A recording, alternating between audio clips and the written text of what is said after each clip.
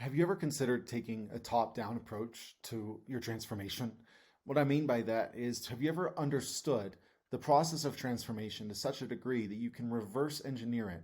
Meaning that instead of going from the heaviest layer of work to the lightest layer of work, you start with the lightest layer and move through the heaviness with ease.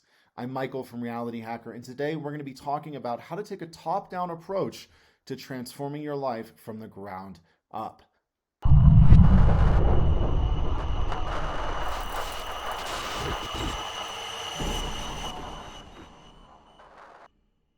Good stuff. So today I want to talk about how you can transform your life from a top-down approach. And in order to do that, what we need to establish are ultimately the layers of human experience, or how experience is quantified into the very nuanced moments that we have from our day-to-day. And what we have to understand here is ultimately the nature of human consciousness. If we don't understand the nature of consciousness, how we think, why we think, who we think, who we think we are, how we think we are, all of these different smaller nuanced pieces of the infrastructure of our experience, it's going to be impossible to adopt a top-down approach. What we have to understand here is that ultimately the physical world, the 3D experience that we're having here, it is the last piece in the layer of creation. And ultimately, matter and the experiences that we have are way down in the actual nothing to something food chain. What we need to understand here is that ultimately all things come from a single consciousness, right? We are all a single consciousness experiencing itself subjectively.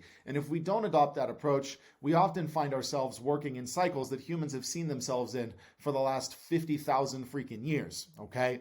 So what we need to understand is that ultimately we are not the body that we carry, we are the consciousness that we think we have, right? A lot of us think we have a consciousness and we are a human. Well, the reality is we are consciousness thinking that it is human for a short while. And it's imperative that we understand this because most of our fundamental beliefs about what we can do and who we are all come from this core reconciliation of identity, right? It all comes from this place of, I believe I am this, therefore everything else is set into motion. And what we want to do when we take a top-down approach is we want to experientially understand ourselves to be this singular consciousness. If you have not yet begun to understand that, I would highly encourage you to do so. You can find some resources in the description to help you on that journey. But ultimately, what we need to understand is that before form, there is unformed. And what we need to understand is how we take form that is unformed and bring it back into form. And the first thing to understand about that is that ultimately everything that is actually formed can be considered conditioned, right? It is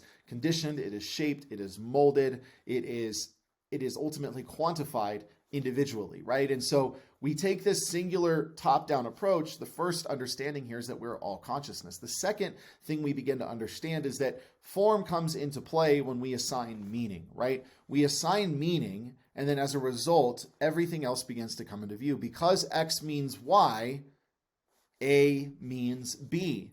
But the moment X doesn't mean Y, A doesn't mean B. In other words, if I am walking around, right, our brains are always trying to confirm what we believe to be true about ourselves. So if I'm walking around believing that I am not handsome, I'm not hot, I'm not beautiful, I'm not talented, all these different things, and I go around, let's just say I walk, and there is a group of girls that I walk by, and they're all laughing as I walk by them, well, the chances are most likely I'm going to assume, because of my own self-concept, that that is a reflection of something in me, that, hey, you know what, they're laughing at me, yada, yada, yada. And we don't need to go into the nuance of this. We want to really just take a high-level understanding of what meaning is here, ultimately understanding that the meaning we assign becomes the fundamental foundation for the experiences that we have, right? So we're taking this top-down approach. We're understanding, we're ultimately, what we do at Reality Hackers, segment these layers of human experience into realms. So the layer where consciousness is only itself, is not experiencing itself as what we call the universe here.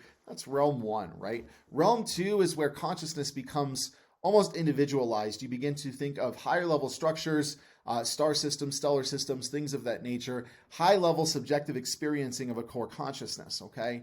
Then here's what begins to happen. As we get into realm 3, we get into singular consciousness, we get into life forms, we get into animals, we get into humans, we get into vibrations, we get into spectrums, we get into frequencies, we get into conditioned individuality, right? And as we move from realm 3 into realm 4 is oftentimes where objectivity exists, at least to us, And all of our stories are playing out, right? I'm not worthy, I'm not loved, I'm not enough, all of these different things.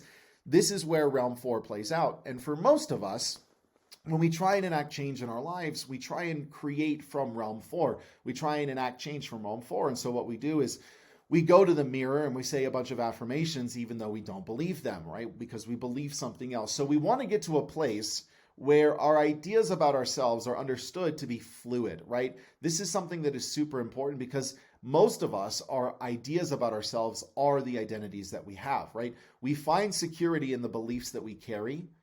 And when those beliefs are challenged, we sense a fear of security, a fear of, we talked about this in a recent video, the dark night of the soul, right? When we begin to have our meaning uprooted and things begin to change and all of a sudden things aren't what they were, right? We begin to move into a place where we realize that, hey, I have the opportunity to define anything that I want in any way that I want. And ultimately, nobody can tell me that my assignment of meaning is wrong, because at the end of the day, the only fundamental difference between right and wrong is the perception of the person who is holding it, right? We can get into the logistics of morality here later. What we need to understand is how meaning is assigned, and as a result, how meaning translates into what I believe is available for me, right? So if I'm adopting a top-down approach, what I need to be doing is going throughout my day, mindful of the stories that I'm telling myself, understanding that the meaning I'm assigning there is meaning that's actually generating into realm 3 and realm 4. I can't assign meaning. That's the thing about the cycle here, is I can't assign meaning and not experience the continued cycle of that assignment of meaning, right? Because we understand in the process of creation, assigning meaning ultimately then results in the outpicturing or reality beginning to reflect our assignments of meaning, right? A lot of us would say that's just the way it is with a lot of things. And the reason is that it being the way it is ultimately because we are the way we are. If we were to change the way that we are fundamentally, the way it is would become different, because ultimately the way it is, according to William Blake, right, one of Napoleon Hill's mentors, the way it is the way it is for the person who says that's the way it is. And I think it's super important to understand that, because what is normal for you is only normal because you've accepted it to be normal. When you accept a new normal, that becomes a new normal. But until a new normal is discovered and accepted, it cannot ultimately become your new normal. So if you want to create a new normal, what you need to do is go to the core of reality. We want to decode the human experience and go to the core of it all, where I am embodied and experiencing myself in a very full and flowy way. It doesn't really matter how you label a lot of this stuff. What really matters is what's happening inside of the body. And the reason transformation is so hard when we approach it from realm 4 is because we're trying to work against the energy in the body instead of going behind the energy of the body. We don't want to judge. We don't want to try and force the energy of the body to shift. We want to get into a place where the energy of the body shifts at will, because of a fundamental identity shift. And this is where 99% of personal development programs completely miss the mark, because until your fundamental identity is changed, your fundamental nature is confronted, you will always go back and forth, struggling between old beliefs and new ones, trying to move into beliefs, trying to get rid of old beliefs. And this is ultimately the process that we take to undergo significant transformation. So taking that top-down approach, we're starting at understanding consciousness is the only reality. We're understanding that at the core of all things seeming individual, consciousness exists. And from there, meaning is assigned to me, to what I believe to be me, to what I believe to be other things. And ultimately, until this worldview of separation is reconciled, we're never going to be able to get to a place where we're really experiencing that ebb and flow with reality. And the truth is, I've never met somebody who said to me they don't want to experience ebb and flow. And I'm guessing the reason you're watching this video is because you want to understand how to decode reality so that you can experience more ebb and flow. And I cannot tell you how important identity is in this process, because if you don't understand your identity, if you don't understand that you're not a human having a divine experience, but that you're actually a divine being having a human experience, then all of this ultimately becomes that much harder. And that's why so many people spend decades in the personal development industry not feeling like they've made any progress. But one thing our clients always tell us is that I've been in the industry for a while, and this is the most succinct, transformative experience I've ever had. Because what we're trying to do here is we're not trying to approach transformation from the hardest level. We're trying to approach transformation from the most potent place, and so that everything else becomes sequential. I want to understand the infrastructure of reality so that I can autonomically move the sequences in my favor, right? Again, Realm 1, unformed consciousness. Realm 2, conditioned consciousness. Realm 3, identification of consciousness. Realm 4, materialization of consciousness. And so as long as I'm trying to work from the materialized perspective of all of this, Realm 4, it's going to make my journey that much harder, right? And when we talk about my journey, what is my journey here? My journey is installing new beliefs in myself, new fundamental self-concepts, a new identity so that I can perform, and I use that word very lightly, new behavioral patterns, create new outcomes. Because here's the thing. If you have a fundamentally crappy view of yourself, your brain will never think of ideas to take you out of that fundamentally crappy view. You might receive opportunities, you might receive pathways, but they're ultimately never going to get you out of that place because you have to get yourself out of that place before your life will get out of that place. And we hate it because we hate taking responsibility.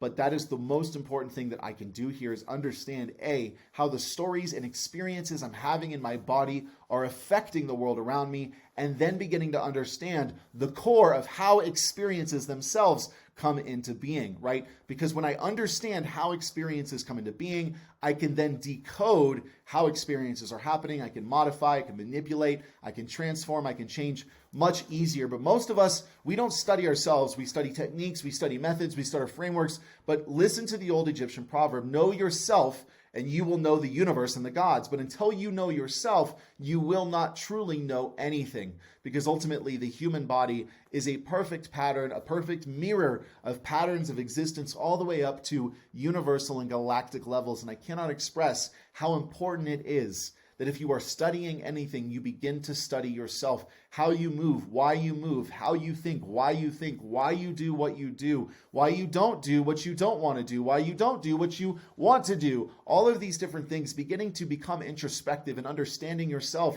and then understanding how the self that you think you are plays into this pre-existing structure of unformed becoming form, of the unmanifest becoming manifest. It's one of the greatest things that you can do for your life, because most people are going to spend their time looking for the next trick, looking for the next method, looking for the next trend. But if you spend your time wisely, understanding exactly what we're talking about here, you will begin to transform your life. But you have to take it step by step, and you have to understand how reality becomes what it is, and ultimately understanding that reality and yourself are not two separate objects, but in fact, you are reality experiencing itself subjectively, and everything that you come into contact with is the same essence, albeit in a different form. So this is really just a high-level entry point into taking and adopting a top-down strategy to transforming your life. There is so much more understanding to be had here, and in future videos, we're going to continue to understand this, but understand this. If you know yourself, you will know the universe and the gods. And if you understand this cycle of being that turns into thinking, and feeling that turns into doing, that turns into results, right? If you look on the thumbnail, we have a very, very clear image of how the cycle works. Being turns into thinking or feeling, which turns into action, which turns into outcome, which turns into a reaction, which confirms our self-concept, right? William Blake, again, what's a great author. If you've not read him, definitely go and read him. You know, he has a lot of really good stuff, but actually it's really Charles Haanel that said, I can only do to the extent that I can be, and I can only be to the extent of which I am, and what I am is determined by my fundamental beliefs about myself, right?